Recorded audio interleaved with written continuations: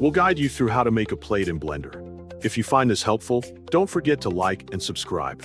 People search for this tutorial because creating simple objects like a plate is a great way to learn fundamental Blender skills.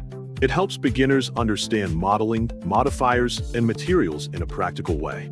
Plates are also useful props for scenes, product visualization, or food renders, making this tutorial both educational and directly applicable. Open Blender and start a new project so you have a clean workspace ready for modeling.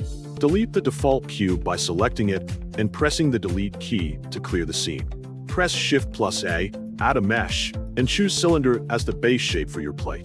In the bottom left panel, increase the vertices to around 64 so the cylinder appears smooth and circular. Scale the cylinder along the Z-axis to make it very thin, resembling the basic shape of a plate. Press Tab to enter edit mode and select the top face of the cylinder. Press I to inset the face slightly, which will define the inner surface of the plate. Then press E to extrude the inset face downward a little, creating depth inside the plate. Select the outer edge loop and press Ctrl B to bevel it, giving the rim a softer and more realistic edge. Add a Subdivision Surface modifier from the Modifier panel to smooth the object further. Increase the subdivision levels to 2 or 3 to refine the surface and remove visible edges. Right-click the object and choose Shade Smooth so the shading appears clean and natural. Add a Solidify modifier if you want more control over the plate's thickness. Adjust the thickness value until the plate looks balanced and realistic.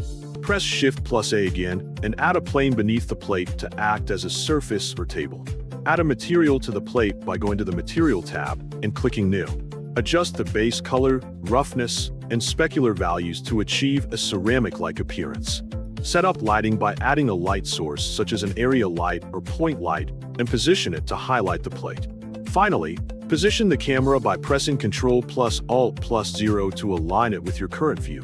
Then press F12 to render the final image of your plate.